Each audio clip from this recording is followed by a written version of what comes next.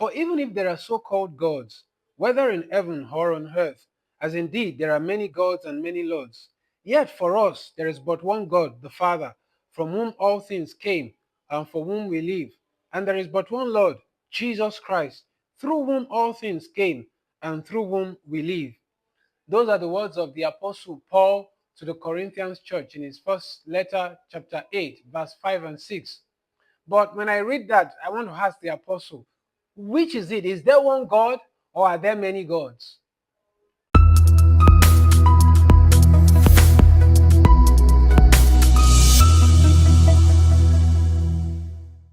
Have you ever been bothered by that question raised earlier? Is there one God or are there many gods? Which is it? Today, we want to dive deeper into the discussion about unseen personalities or look more into the unseen world, what we like to call the spiritual world. And along the way, we want to clarify what we mean when we use that word gods as Christians. So, are there many gods or is there just one God? First off, there is a need to clarify language. What do we mean when we say God? But that question itself, we'll leave it to the very end before we answer it. Remember that there is the seen world, the physical world, or what in biblical terms we call earth, and there is the unseen world, what we like to call the spiritual world, or in biblical terms, heaven. And there are personalities in both heaven and earth. For the ancient people, gods usually mean the personalities in the unseen world. Of course, sometimes humans are referred to as gods, but we won't address much of that today. But what kinds of personalities exist in the unseen world? There are several levels and there are several kinds. One are personalities that are kind of personification of different aspects of creation, different aspects of reality.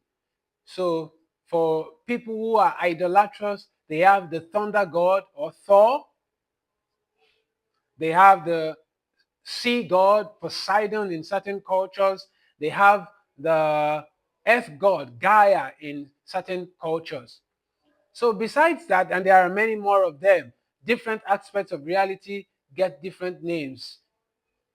Besides that, there are gods that emerge as a result of history. Some powerful being who had done something in the past. That is how some humans make it into the language of gods. Sometimes they are first humans, but they did powerful things in their lifetime, and they get deified after their lifetime. They get deified once they die. There are also those levels of gods that emerge as a result of history and other categories of gods. So there are different levels, there are different kinds, there are different types of gods, you may say. But mostly they are personalities of some aspects of creation. In most cases, they are personalities of aspects of creation. Those are what the ancient people usually used to refer to when they say gods. But for the ancient people of God, there is just one true God, and everything is created, because in other cultures the gods are sort of different, of same nature. Like you can have the sky god and the sea god fighting against each other because they kind of exist on same rank, and the sky god may ultimately have won the battle, but he still exists on same plane as the sea god, and on and on. They are of the same nature, sort of. But for the ancient people of the true God is in no category with anyone. And remember, we've emphasized that on this channel again and again. The true God is in no category with any other being, any other personality, any other creature, not human or otherwise, not creatures in earth and not creatures in heaven. He is not on the same plane. And I'd also like to clarify this, which I've clarified before. Don't think of God as a timeless, spaceless being who exists outside of creation. That itself is thinking of God in spatial terms. But God is not that kind of being. Remember, we said it, or if you haven't watched the episode, you'll get to watch it. God, in trying to make sure we don't box him up and put him in one category or the other, he has chosen to fill all of creation. Hence, he became a man, and in his humanity, he called himself a worm. So for the ancient people of God, God doesn't belong to any of the planes, any of the categories. He's not one of us, he's not one of them. God is God. He is the one behind it all. He is the maker of all things. And we need to make that distinction in our head. But a little extra clarification of what we should mean when we say God. For many of the ancient cultures, they think of themselves because most gods were localized. So there is Athena, the gods of the Athens, of the Athens citizens, and on and on and on. Everyone having a god, either a family god or a community god. All the gods were localized, and everyone believed they are being a match from their local gods. But the message of the people of the true God is that no, you don't get your being from any one of them.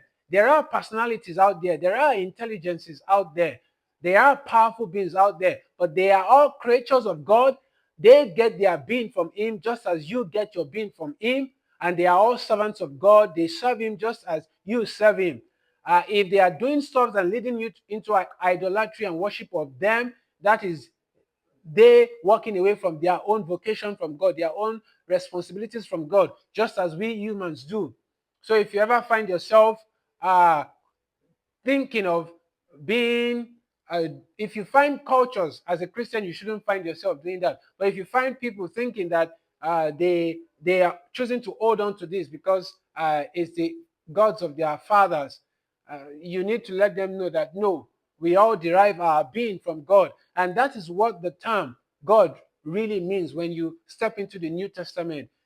God is not only the one who deserves worship, but he is also the one and only being.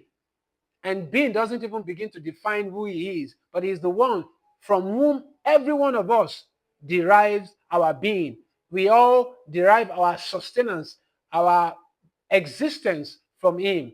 And when you want to use the word God, it should only apply to that being. But the language of gods often have been used by other cultures to simply mean powerful being. And that's the clarification you need to make. A theological one and a linguistic one. Yes, there are those who call certain parts of creation gods, but there is only one God because he is not only the one who deserves worship, he deserves that worship because he is the one from whom our being proceeds. As we read, there is only one God, the Father, for whom are all things, and one Lord, Jesus Christ, through whom are all things. I hope you get that. I hope it sticks with you. I hope it begins to follow your worship from now on. Have a blessed day.